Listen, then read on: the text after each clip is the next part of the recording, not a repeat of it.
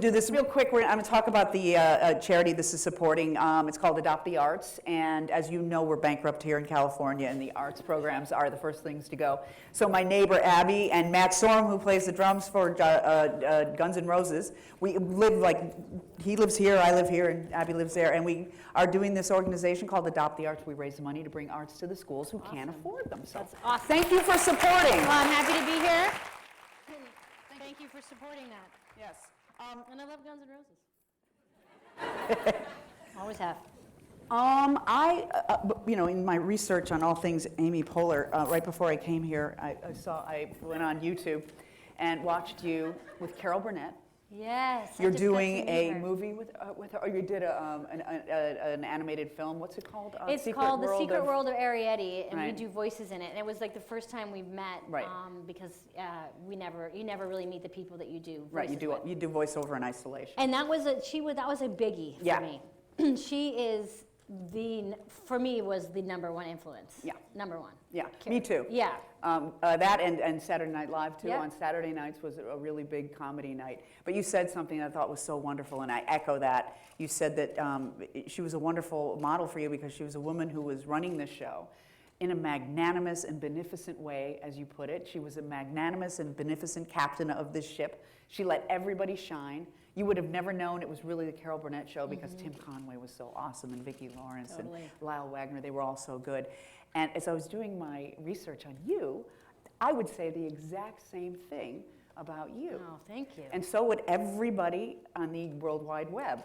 The comments the information highway? Indeed. Oh, I love it. Oh, God, I just got turned on thing. to it. It's amazing. Yeah. You can find anything. There's a thing called the Google. And, but I looked you up, and everybody just absolutely loves you. And I think the big reason for that is because all of your characters are so grounded, and they're so real.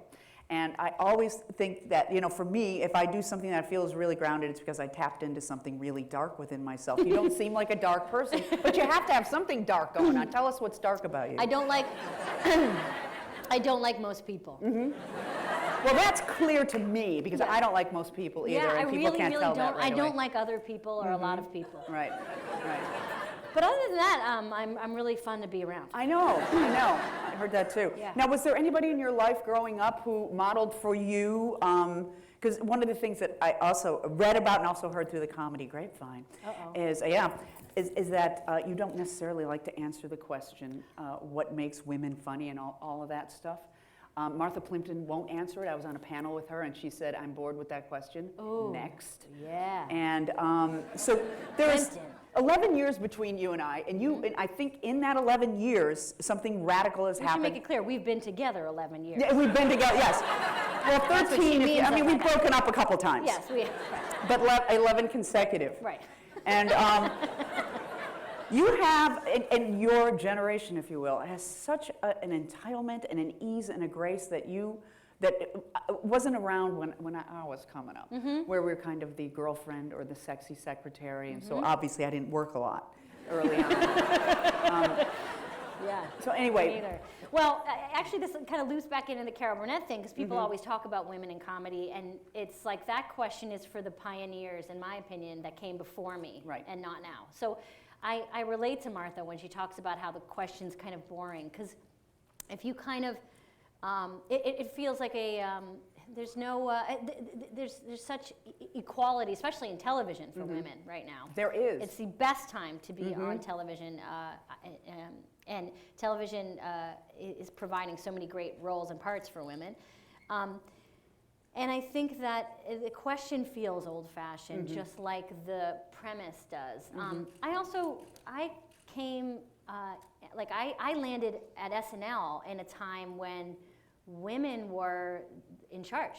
Yeah, Tina Fey was the head writer, wasn't she? The head writer, and Molly Shannon and Anna Gasteyer and Sherry O'Terry, they were like the big seniors, when I arrived.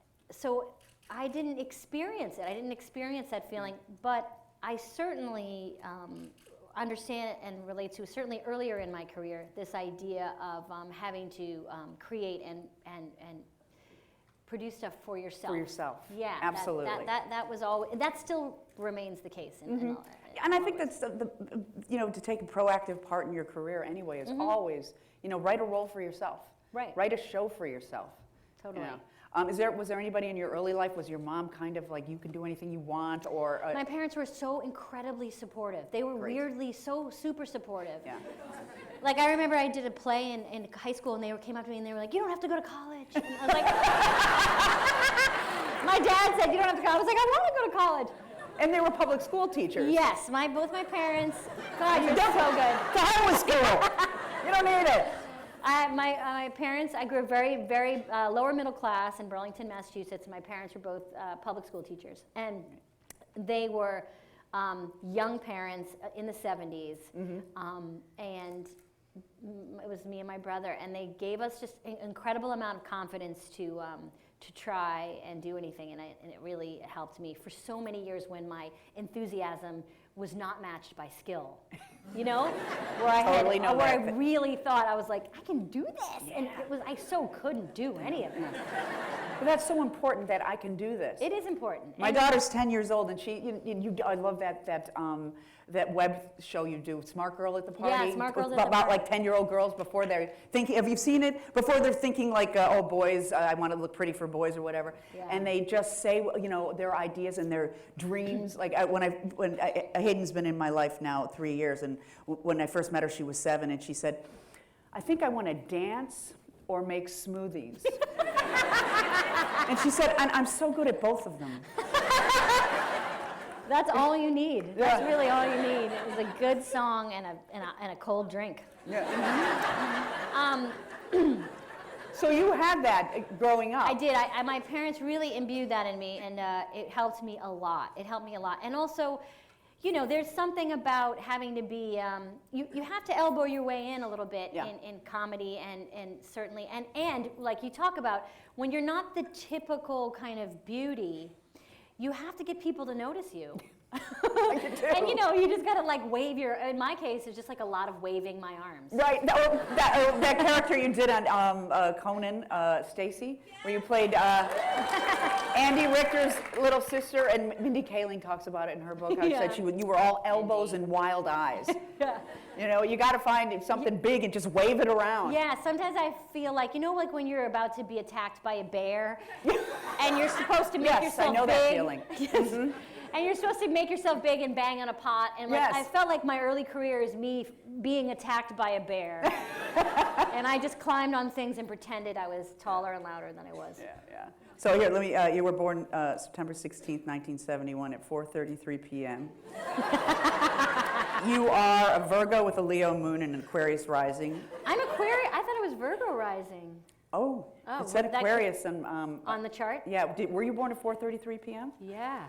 Okay, it said that on the chart. I mean, I'll go back and look at it, but No, if that's true, you are a pure, open-hearted, and generous visionary, and I would say that is very true of you. Then I'll take it, yes. Or I'm a Virgo, so I think all of this, stuff is bunk. All this. Right, exactly. Yes, you're the worker bee. You don't like any of the nonsense, but then you could also be a persnickety, emotionally disconnected show-off. I'm going to go with the open-hearted thing because. See how the night goes. You also said you were a good kid, you loved school. I did love school. And you traveled in many different circles when you were in high school. I did that too. I was when I was telling my therapist later on, she said, oh, you were fellow well met, which means you kind of fly just on the radar, where you don't cause trouble, but everybody likes you, and you can do your theater. You don't get made fun of because you're hanging out with a cheerleader. I did that. I did a school play my junior year in high school, but up until then I didn't know any of the kids in theater, and I played a lot of sports, so I kind of hung with that crowd, and I burned a couple behind the school. I bet you did. I knew all the, but the burnouts. The greasers, and by the way, the burnouts burnouts are always, upon second glance, are the real, like, they're the sexy ones. When you think back, you're like, what happened? They had something, They had some. It was that they had already given up. It was so sexy. Such a turn on. Sexy. Yeah. Give me someone who's given up. I love that. I think about like, what happened to that guy that. Do you remember the play you did in high school? Yeah, Once Upon a Mattress? No, were you? Were you in that? No, I didn't get the part. Oh man, Winifred. I would have been great as Winifred. Well, and Carol Burnett told me I would have been great as Winifred. You would have been great. Were you Winifred? I was Winifred. Oh my God, you would have been great as Winifred. Well, Winifred, thank you. Winifred was the great comedy part because you got to sing in a funny way, so you got to like belt it. Yeah. But no, Carol, but you have to. It's funny. In order to do that, you have to know how to sing bad. You have to know how to sing. There would be times at SNL where the singer would come in and we would write whoever was the singer who was performing, and we'd write them into a sketch, and we'd do like a funny sketch singing, and we'd all like do it at the table, at the read-through table, and I'd be like, I can sing better than her. And she's the musical guest. She got a Grammy. Anyway, she got a Grammy. Yeah. Oh God, I hope we get a Grammy tonight. Oh, that's right. Yeah. Tonight are the Grammys. Did you do your book on tape? Yeah. Did you? If I ever do a book on tape, I want Kathleen Turner to read it. Well, Eric Stoltz offered to read mine. Oh, amazing. I'm Jane Lynch. I was born in 1960. He auditioned for me. He directs on Glee. Oh, Eric right. Stoltz. Did he audition to read your book? He auditioned to read my audiobook, have like I got it. Like a 4. I gave it to me. Have a what? I'm sorry, go ahead. Every morning when you go to work, right? You audition yourself and then you give it to yourself. I give myself the job and I go to work. Yes, exactly. Okay, so you're in Newton, Massachusetts. You go to Boston College. That's pretty highfalutin. You got to be smart. Boston College, yes. I was a good student. I think I wanted to be close to home. I don't really know why I picked BC because I ended up hanging out with like the gay off-campus theater kids, and they were kind of, BC was a big Jesuit school, and so like, I would like always be, and I would always be like mad that they didn't have birth control. And it's like, why did you go to this school? Yeah. Was it one of those things? I got into Illinois State because it was the only school I got into. Right. My grades weren't good. Did you have a plan? Did you just kind of find yourself places, or? Well, I remember graduating from high school and being everyone was like super sad, and I remember this feeling of being like, I can't wait to get out of here. Yeah. Like it wasn't that I love my hometown and I love my friends, and many of whom I'm still really close to, but I remember the feeling of like, let's go. Yeah. So I didn't feel that sense of like, I just wanted to move. And so I got accepted to BC early because I applied early, and I think I just was like, okay, fine, let's go. I'll go there. I'll go there. Yeah. I applied, I wanted to get into Brown, but I didn't get in. But that was like my... well, that's Brown's loss. Yeah. Yeah. So there's the oldest college improv group in the country, perhaps the world, is My Mother's Fleabag, which is you were so good. I did my freaking I am research. so sorry that you had to do so much research. It was so much fun. Okay. It was really fun. Sure. And it's all on Wikipedia. Okay. I went to one page. I want to talk to you about your picture on Wikipedia, too. Oh, no, it's a What bad are you one? about to say there? She's like this. It looks like you're making an M. I am. Like I you're probably going, I was like, many people think that. So Boston College, My Mother's Boston College, so freshman year, and right? I'm sure there's some performers in the audience, but right, so the first time you see something and you think, there's a difference between seeing something and going, wow, that's great, how do they do that? And seeing something and going, I want to do that, right? Right, exactly. Like, I want to be, there's a difference between, when I go see dance, I think, how they're just beyond beautiful, how do they do that, the way they move their body, how do they create this space and this energy, amazing. Yeah. But when I saw improv for the first time, and I was like, oh, I want to be up there. I want to be there. I want to switch places. You found your thing. I remember feeling that because it was comedy, and it was acting, and it was writing on the spot, and it was funny, but it was not stand-up, because I had thought about trying to do stand-up, and over the years I've done really weak attempts at it. But it's tough. Oh, incredibly tough. And it takes a particular kind of thing, and I don't have it either. And everyone always says I'm a comedian, and I can't claim that. They say you are too, and you're obviously not either. I'm going to contact Wikipedia with a correction. It's tough. I'm not good at it either. Yeah, so the idea of an ensemble. The ensemble, exciting. absolutely. Yeah, I read something where you said all I want to do is create fun things with my friends.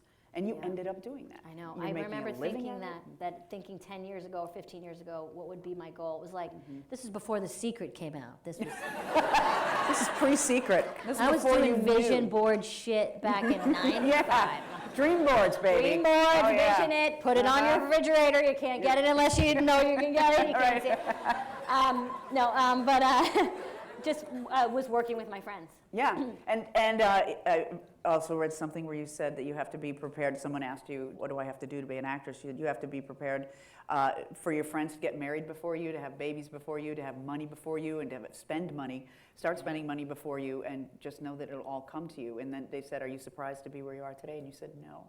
And I love that. That sounds douchey. No, it doesn't sound douchey. No, I might have read it back douchey. No, you didn't. But it's because I kind of had that douchey feeling too. I know what you mean. Like, I didn't. I kind of knew you did it for fun and not because. Well, you also had to believe it because you were so broke, and we were like, and you watch people in their 20s and 30s lives going to a place, and you're thinking, and you're having fun the whole time, but the goal was to do good work with good people and friends, and you just always felt like you were going to be okay. Mm-hmm. I always felt like, no matter what, if I, and I still feel that way. Even with every day, I think about, like, if I teach classes at UCB and I get to do improvise 2 nights a week and do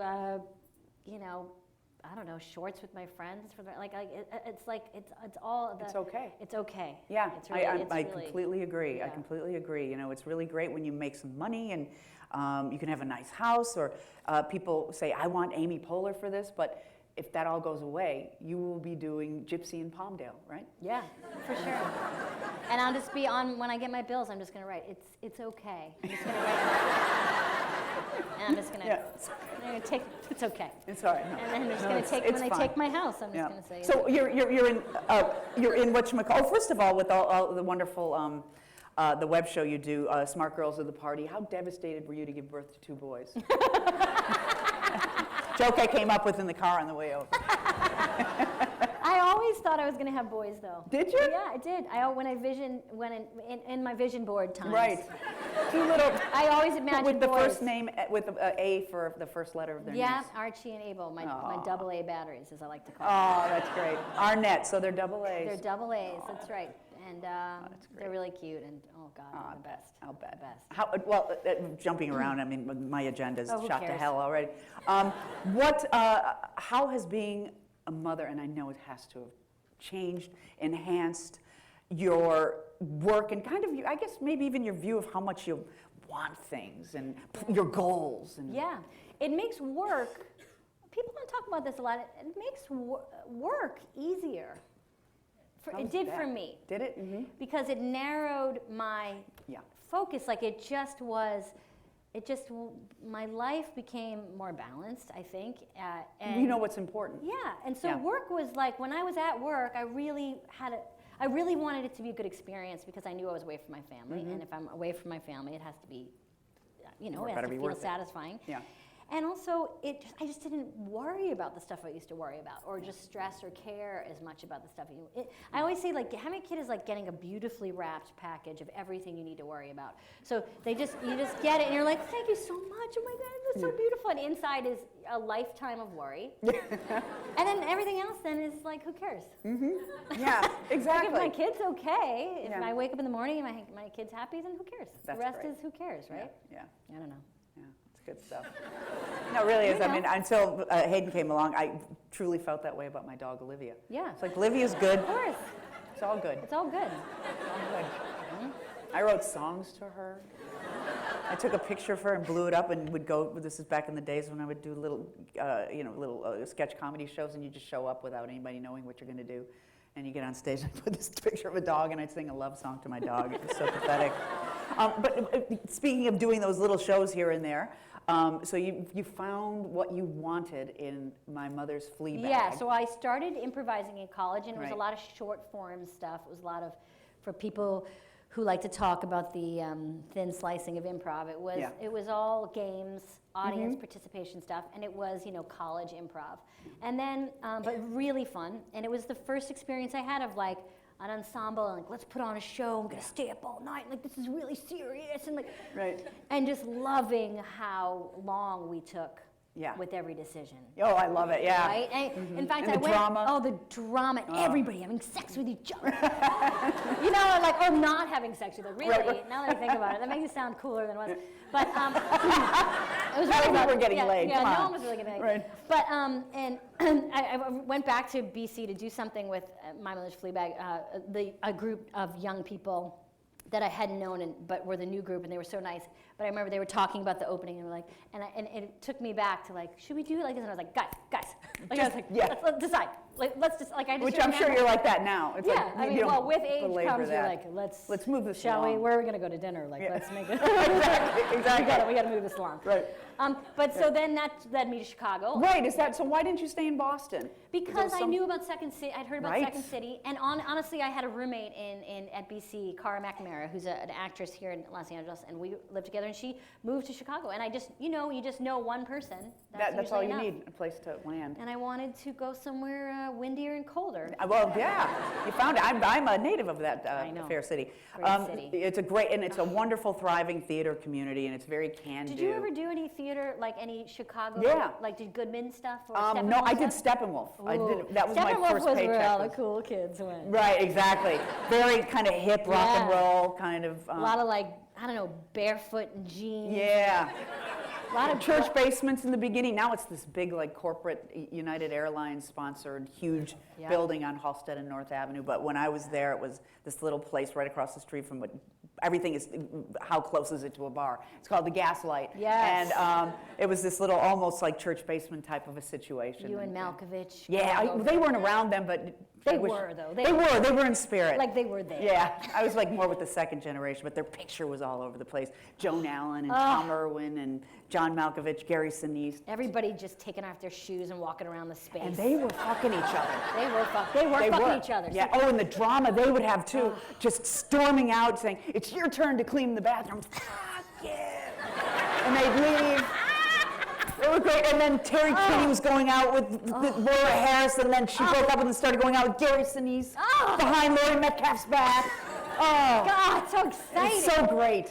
That sounds so exciting. This was outside looking in. I wasn't a part of it at all, but I think the improv and comedy community, there wasn't as much like, sealing the deal. There wasn't as much. exactly. The theater community, they closed. They knew sure how to did. close. They closed the deal. Yeah, comedy people like. No. So did you go to classes at Second City? So I took class at Second City, and then I discovered Improv Olympic, a theater in IO, Chicago, which was a huge influence for me because I studied under Del Close. And now, when I was at Second City, Del Close was like this iconic guy who kind of drifted drunkenly in and out, or on some, and he didn't pay attention to women. Mm-hmm, yeah. Except Bonnie Hunt, who always broke through everything. Yeah. She was one of those that just went, I'm here, I'm a girl, and Bonnie deal with really, me. I remember Bonnie bulldozing her way. And she was just great, and she knew how to play with the boys. Super She funny. knew, she was one of those that was fast. She knew that kind of like male, let's get to the orgasm. Let's get to the punchline joke. Yeah. She was great at that. But he did not have much to do with women. This is this iconic guy, so you obviously... Yeah, no, he didn't, and he, in his defense, he hated everyone equally. Oh, okay, good. I'm glad to hear that. I don't feel so bad. He was a true misanthrope. I think he really was a misanthrope rather than a misogynist most times. But to be around a person who was so, he was like a living legend. If you don't know Del Close, Google him. He's done every interesting thing in comedy, in my opinion. He started SCTV. He was Gilda Radner and Bill Murray's teacher in Chicago, and he helped start the committee with Elaine May and Mike Nichols, and he toured with Lenny Bruce, and he did crazy stuff. He had 2 parts in The Untouchables. That's right. 2 parts. He comes in as a reporter, and then he comes in as a cop. And he has the titular line in there. He's like, "Well, do you think you're untouchable?" Right, exactly. He has the line you remember from the yeah.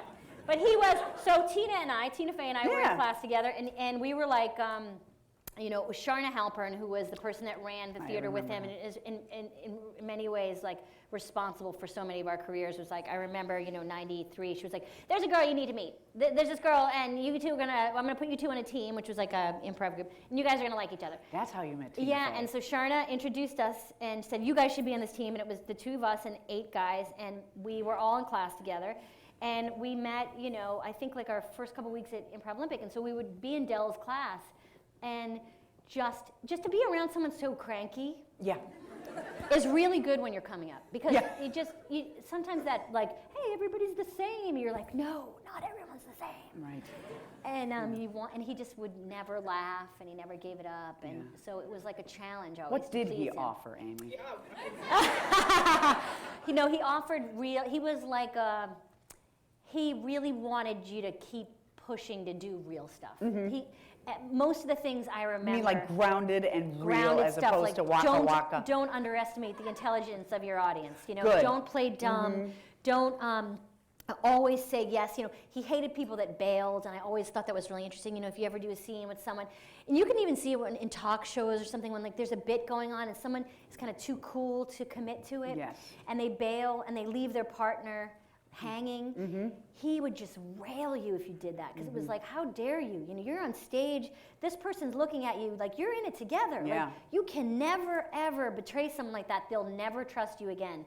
And it was those kind of things that really I remembered very for forever when I would do SNL and stuff. That thing, like when you looked into the eyes of someone and they were with you, you were like, okay, well, everything's okay. It's going to be okay. But when you looked at someone and they were like, bye, see you later. That was scary. That was scary. Yeah. Oh, that's excellent.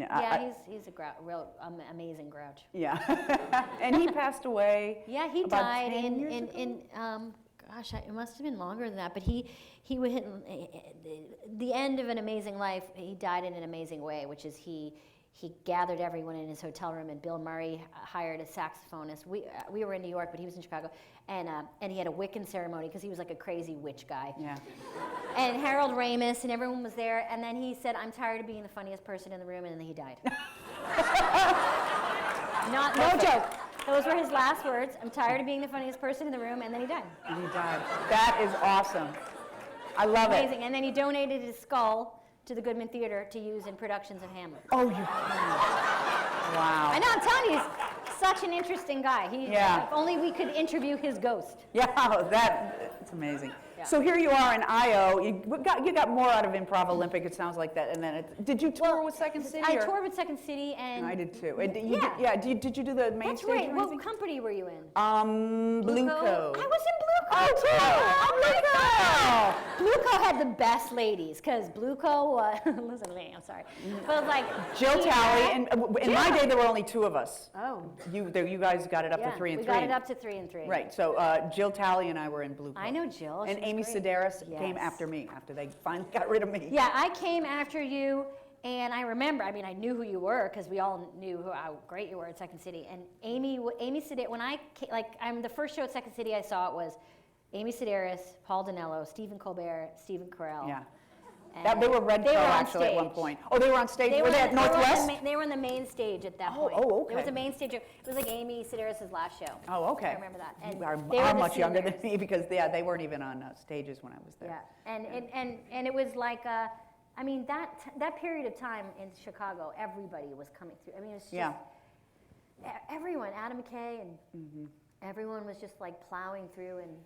But the great thing about, I mean, I love Second City and everything, but Improv Olympic started to attract a lot of great people too, like Ian Roberts and the people you worked with, Matt Besser. Matt Besser and Ian Roberts and Matt Walsh and I. Matt Walsh, I love Matt. Yes, amazing. And we started the Upright the Upright Citizens Brigade was a group that had already been formed in various incarnations, and I joined them in.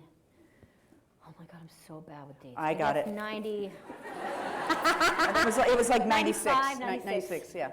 And then we did a couple shows, and then we decided to get out of Chicago, and it was I just remember. Why? Yeah, why did you? Well, honestly, it was because of Matt Besser. He just kind of pulled us out, because he saw, I think he saw something special in what we had, the four of us, and I think also, I think we were really young and naive, and it helped us. I think we didn't know what we were doing. I think we kind of didn't know what we were doing. That's the best way to be. Yeah, so true. Oh, yeah. Someone's upset. It's okay. Okay, we did know what we were doing. Come back. I think that kind of ignorance is bliss, 'tis folly to be wise thing, when you're kind of running on pure instinct. You don't have any, are you making a living at this point? No. No. You don't have anything to stay for, really. Yeah. And something shiny over there beckons you, and you go that way. And it turns out to be a great move, because when I was reading your stuff, I thought, why would you leave kind of the safety of the Chicagoland area? It was. Everyone thought we were, really honestly thought we were crazy. Improv is alive in Chicago. It was so exciting. And also, I was kind of making my way up at Second City. I was Miriam Tolan and Rachel Dratch's understudy, and Tina and I were trying to get on the main stage at the time, and I just remember really wondering and being scared.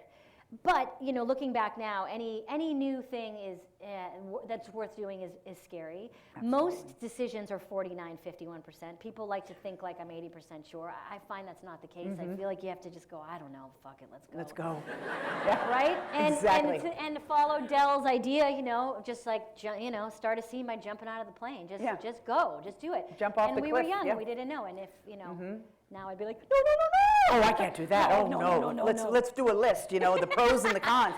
And that's why it's, so many great things come from youth, because we don't have that kind of process going on. We're just like, why the hell not? What took you, was it Real Life Brady Bunch took you out of Chicago? Yeah, that we went to New York, but that was me being ferried out of there. And Second City, I ended up leaving places dramatically. People kicking me out. I never took like the hint. Finally, Joyce Sloan, I went into her office one too many times. I asked maybe 3 times. You don't ask, you go in and you say.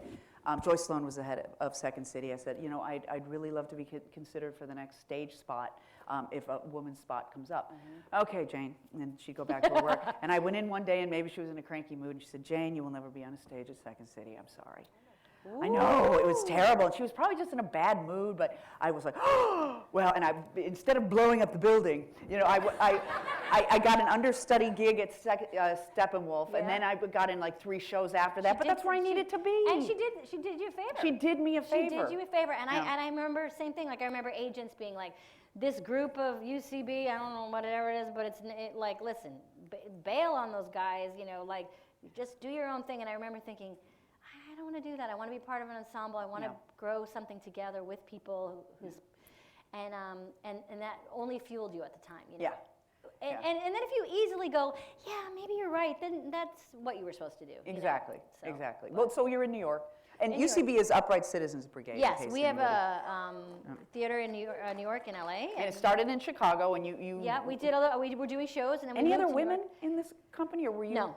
And you just said you didn't think for a second. No, well, I was. I shouldn't be here, or I must represent women, or anything. I remember, like, I would never feel that way on stage, and then I would look at tapes of our shows, and I would look so short, and I would be like, I couldn't believe how short it was. And other than that, you had every right to be there. I would just jump in someone's pocket and give them a There you go. There you go. But no, I remember feeling. I remember feeling certainly that I had to kind of. I was the girl. When you're the girl of the group, you get attention, and good and bad. Yeah, absolutely. And so there were times when we were together when some of us, and often, because I was the girl, like that we'd get offers to do other things, and we would do this thing where we'd meet all the time every couple months, and we'd check in and say, can we stay together for 3 more months? Can we stay together for 2 more months? Right.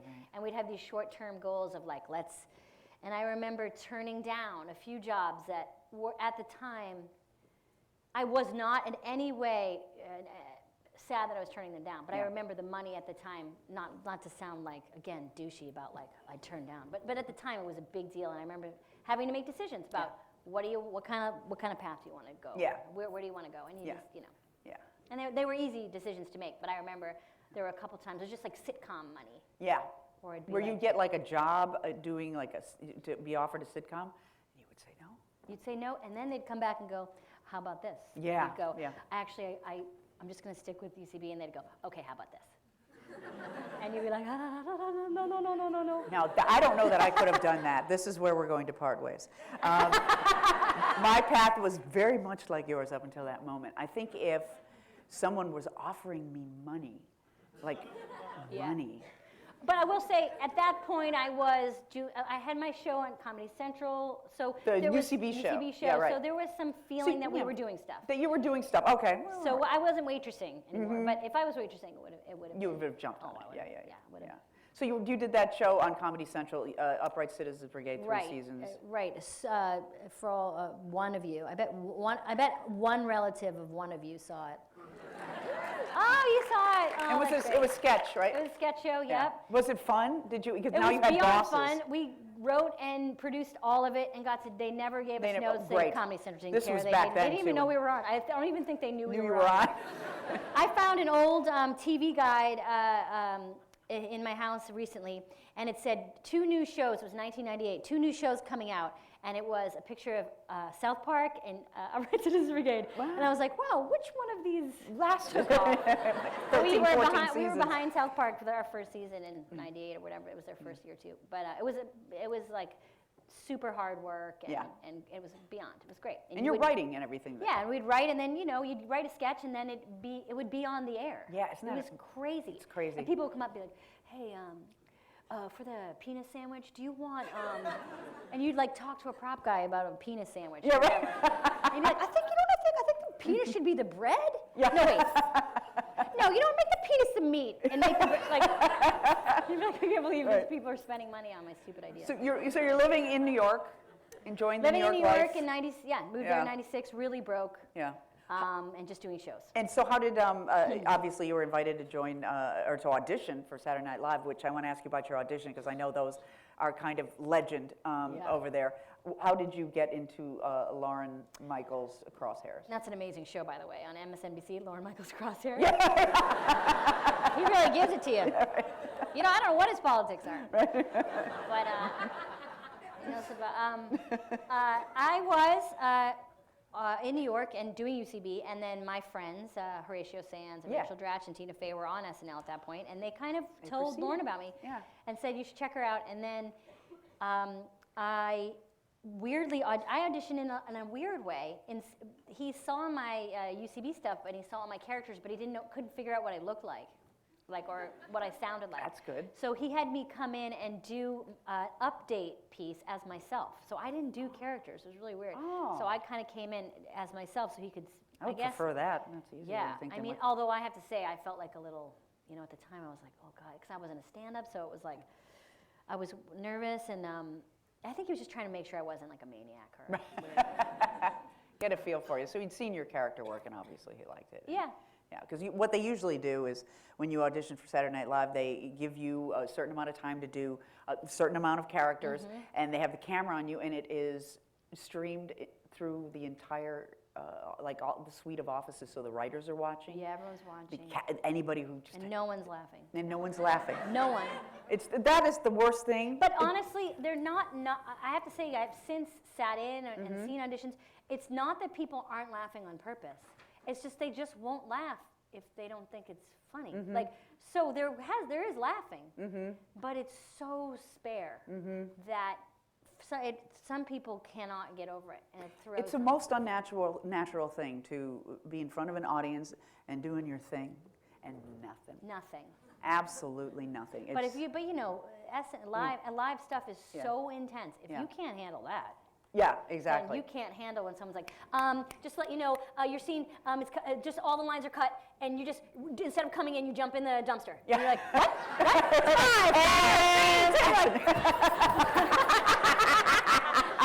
It's like, you jump in the dumpster. Yeah, and you know, I hosted last year, and I was very nervous. Good. Oh, thanks. And watching, like, you know, Jason Sudeikis and all those guys, and they're just so cool the whole week. You know, and I'm like, we're doing a live freaking show. There's no way to plan for this. So what intimidates you these days? What are live stuff still intimidates me. Yeah, for sure. Talking about myself, I don't love. Oh, you're doing it so well. I love talking about myself. We part on that as well. Yeah, but a lot of stuff. You know, I'm doing spreading my wings a little bit, and like doing things like I'm directing an episode of Parks and Rec this week, and that's been really exciting. And thank you. I'm sorry to get and that's been really exciting, stuff like that, where I am just really, it's like the other side of all the stuff that you know, but it's just the other foot. And, it's weird. Do you like it? I love it. Oh, good. Love it. Yeah, good. It's a perfect, love being in control. Good for you. I love it. Speaking of being in control, and this is actually probably one of the greatest injustices in Hollywood, and that is the movie you wrote with Rachel Dratch, and that you invited me to be on. I did not write, I should say. Rachel Dratch wrote that. You produced it, though, didn't you? I mean, you were some muckety-muck. Yeah. I was kissing your ass. Jane and I did a movie, which I have to say. I thought it was great. First of all, I can't believe it wasn't even released. It wasn't really. It's called Spring Breakdown. Thank you. And look Ryan it up, Shiraki. and let me tell you something. Ryan Shiraki directed it and co-wrote it with Rachel Dratch. Right. Me, Jane Lynch, and Parker Posey. Missy Rachel Pyle. Dratch, Missy Pyle, Amber Tamlin, a young upstart. Oh, beautiful girl. What's her name? Little. What? Oh. May Whitman. Yeah, May. Whitman, of course.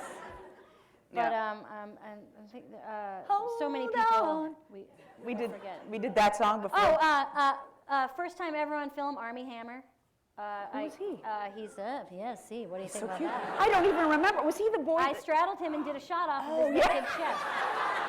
So it's these adults who have been friends, these three girls, Parker Posey, Amy, and Dratch, who have been friends since college, and they were nerds in college, kind of losers, and they said, when we grow up, when we get to be businessmen, we're going to show them all, and of course, cut to today, and they're still losers. And but they somehow go down to spring break with a bunch of... And can you explain your character? Yes. Because I have something I want to say about it after. Oh, okay. Well, I played the senator from kind of after Kay Bailey Hutchison, but I forget KB Hartman was my name.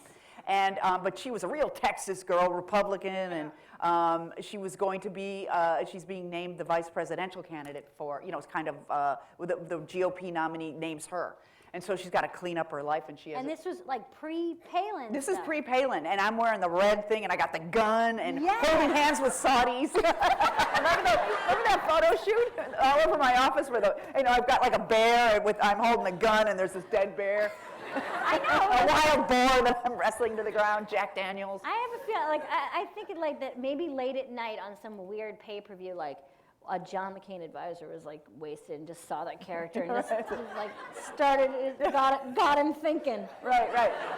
Exactly. It was the same thing. Art imitating life, and art that was never released. Yes. Yeah. Art that was never released. This is what I heard. Is Warner Brothers went through a change of presidents in the middle of our movie. So the new president, who will remain nameless, because I forget his name, first of all. Anyway, he went to a screening of this. I know this story. Oh, do you? And when Missy Pyle I think yelled out, was it? No? Okay, you tell. Okay, I think this is what I heard. Missy Pyle yells out in the movie to some guy drunkenly, "Show us your balls!" He got up and walked out. That's what I heard. I think now, Mr. Ryan Shiraki. This story is probably, none of this is true because we were hearing so many different things. Totally making this stuff up right now. But I also heard Rachel Dratch is the funniest bit where she wakes up in the morning and she thinks she's hooked up with this guy. Right. And he's this really hot guy and she thinks, and so she sees him, she's like, we gotta end this. She sees him the next morning, she's like, we can't do this. And he's like, I don't know what you're talking about. She's like, I don't know what I'm talking about either. But this is over between us, and he's like, it hasn't even started. And she's like, I know. Like, so he's like, who are you? And she's pretending that she believes they hooked up. And one of the executives was like, this woman's crazy. She's deluded. And I was like, uh-oh.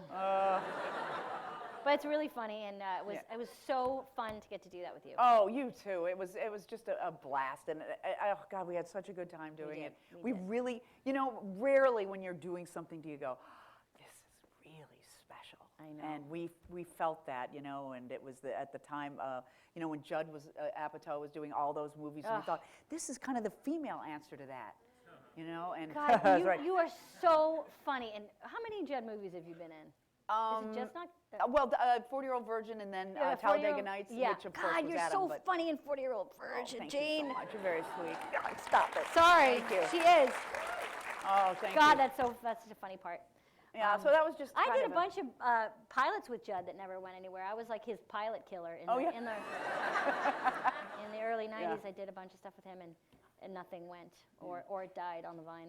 Yeah, which leads me to, I'm only going to ask one question about Bridesmaids, and that is, why were we not in it? A woman came up to me yesterday at the hair salon, and she goes, I just want to say congratulations on your movie.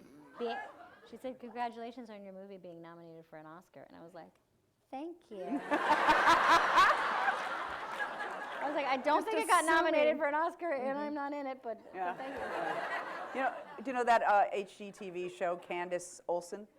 I get taken for her sometimes. People come up to me and say, I love your show. And I say, thinking it's Glee. I say, oh, thank you so much. He goes, I wish you'd come in and do a room in my house. It's not me.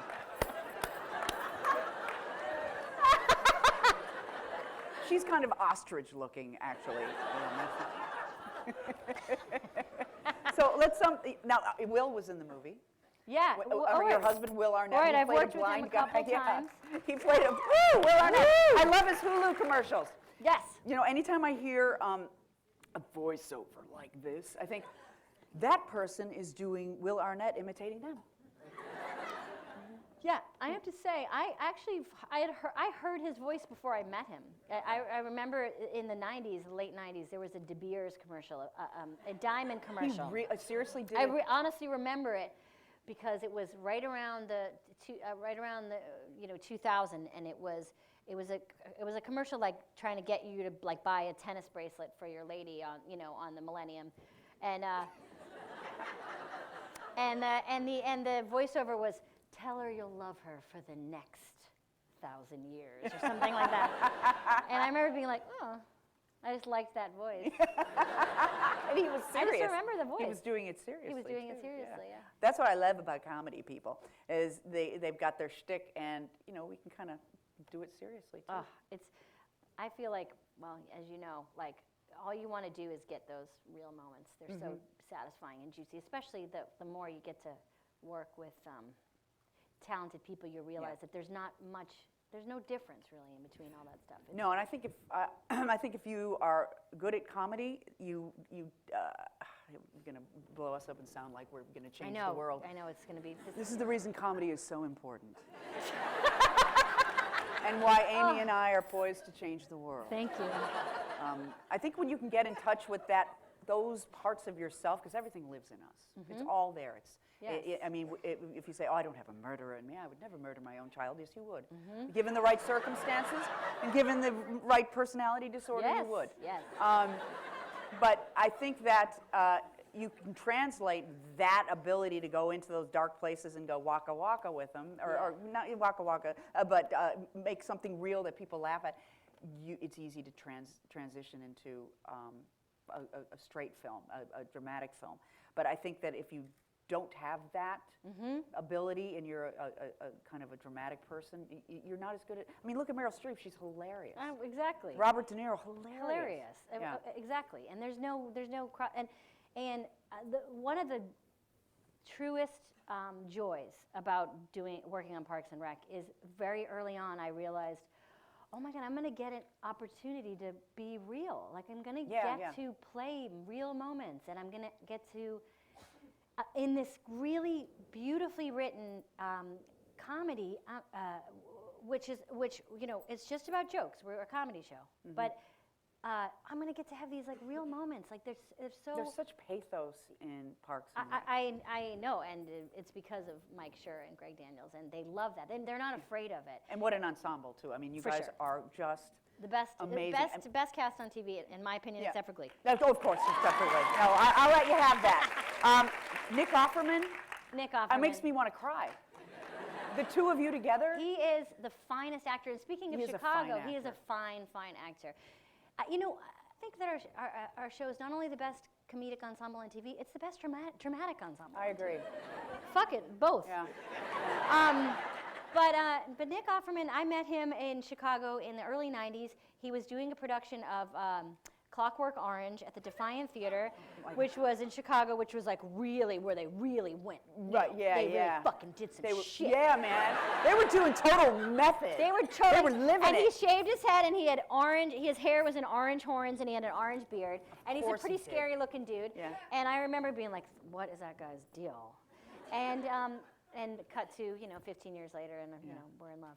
Yeah, the show is so good, and I love The Office too. I think Steve Carell should have won every year. Of course. And he is a tremendous as well. actor. Yeah, tremendous he's a great actor. He can really do anything. He can do no wrong as far as I'm concerned. I agree. So here you are on Saturday Night Live, Yes. and it's just kind of a big friggin' love fest for you. Oh, and I all see of Ted you. pacing. I'm getting there. Oh, should we go to the audience questions soon? Okay. Sorry. Okay. SNL, Parks and Rec, great things to come. Yeah, and I wish y'all the best. Okay. No, I guess let's see if there's something I want to end on that. I want to talk about Tina Fey for just a moment. Laura and I read the book to each other out loud, So Bossy Pants. Which it was so hilarious. good. And I have a friend who says that it's kind of a love Valentine to you in certain places. But this is my favorite thing. She's talking about in the beginning of your being on Saturday Night Live. You were sitting in the writer's room, and you said something hilarious and vulgar and probably not very ladylike at all that offended one of the guys, probably Jimmy or something, who was a doll. But, right. And he said, "Oh, that's not cute." And you said, "I'm not here to be cute. I'm not here to play your girlfriend or your secretary. I'm here to do work," or something like that. And Tina went, "Oh, everything's going to be all right. My friend is here. My friend is here." I thought that was so sweet. Yeah, so sweet. Yeah. First of all, that book is so hilarious. Yeah. Always, because Tina is always hilarious. And she sent me the chapters like, "Hey, I wrote this thing. I just want to make sure you're cool with it." And I was like, "Oh boy, what is it?" Because it could have been a lot of things. Yeah. And I read it. I was like, cool with it? Are you kidding? It was beyond. It was such a beautiful thing to write, and I'm so. Yeah.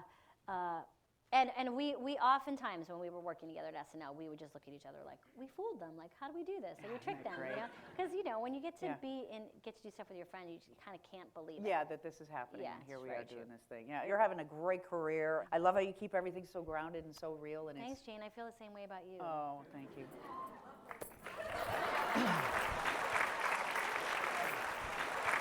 For both of you, my question, I've taken improv classes through UCB and saw Amy 10 years ago and inspired me to go through improv. Do you guys recommend taking dramatic acting classes to help you? Okay. No. I don't think so. I mean, if you want, but if certainly all different experiences are really cool and great to do, but I like therapy. Yeah. Yeah, you should definitely get. Everyone should get into therapy immediately. Yeah. Oh, yeah. Yeah. If you're not, you should. You should. I was wondering if you'd talk a bit about working on Wet Hot American Summer. Oh, yeah. Yeah. Oh, I thought I wanted to bring that up. Oh my God, Glad that you was did. debauchery. Oh, Pure debauchery. I'm sure. Back in the days of no cell phones. But we all were, so happy to be there, and we all knew each other in some cases. Like I knew Janine and this guy's from the state, but like Bradley Cooper was his first movie, and we became friends on that movie, and Elizabeth Banks, and I just met all those people, and Paul Rudd, and so we just partied our faces off when we did that movie. And it was back in the time when you would you didn't have computers and cell phones. I know that sounds silly, but it felt like a magical time. You were really at camp. We were at, I think I was 30 when I did that movie, so it was like I'd never been to camp. So imagine going back to camp with all of your party and sexual knowledge. It was the best. So I know in Parks and Rec you do get some opportunities to do some dramatic acting. I was wondering if you would ever consider doing like a movie or another TV show that's like all dramatic. Yeah, I would. I would love it. I mean, I don't know. I know it would be hard to like pull off if I was in a TV show and you saw like a bumper for me, and I was just like, like I know that would be hard to pull off. Like all of a sudden, I was just like, to camera. You can't take my child. I will not kill my child.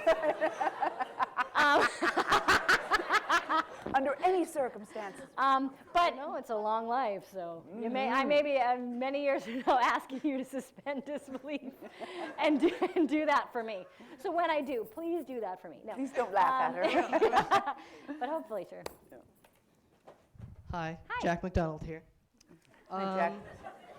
I'm just wondering what kind of advice you might have for young improv comedy actors that are wanting to make it in the business. And what are you guys doing after the show? Do you want to hang out, or we go to Denny's? I don't know. Go to Denny's? Is that what you said? I don't know. Is there one nearby? Did you say Denny's? I said Denny's. That got my attention. Okay. Grand Let Slam me tell you, breakfast, start baby. everything with Denny's, because that just got my attention. That's my advice Okay. to you. I was like, Denny's? Are you a young improviser?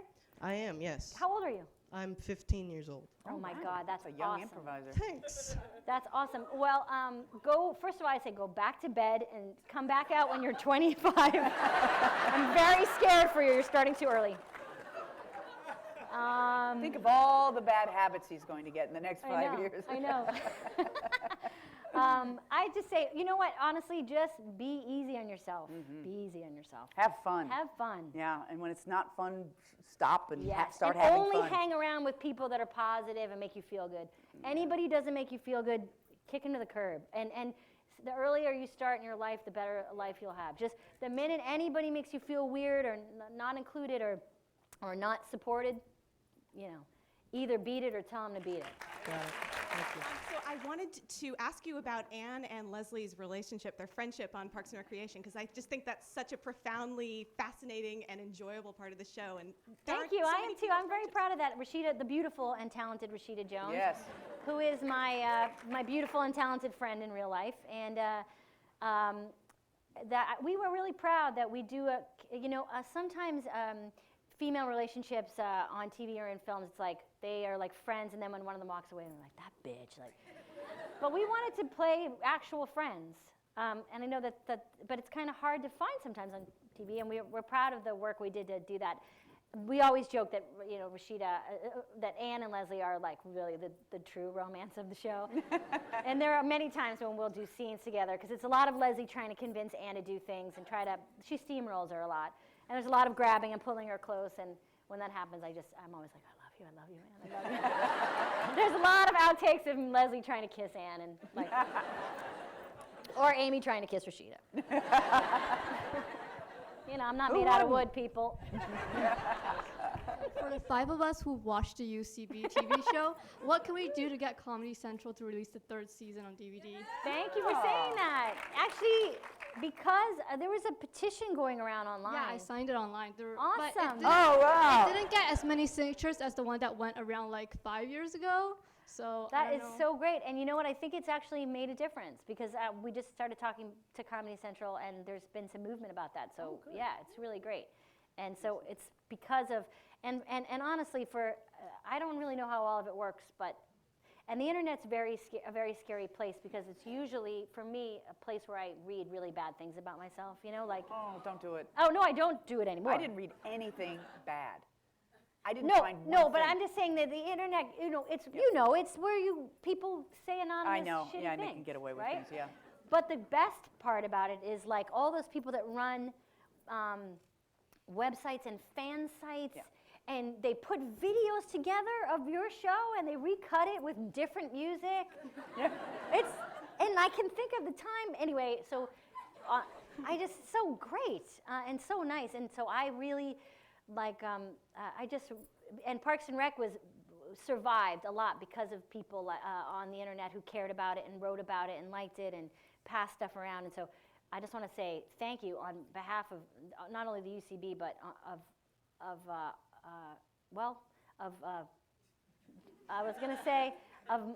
thank you on behalf of my whole self, because it really, really makes me feel really good when You a little drunk?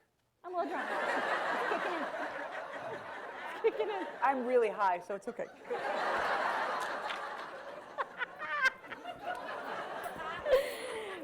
Just go with the flow, baby. Do your thing. Whatever. But thank you for signing that petition, and hopefully we'll get season 3 Well, out. thank you, and I hope you guys get it. Oh, you're so nice. The book is great, by the way. It's Oh written my in the God, voice of Ted. Leslie Knope. It's hilarious. Yes, and I did not write a word of it.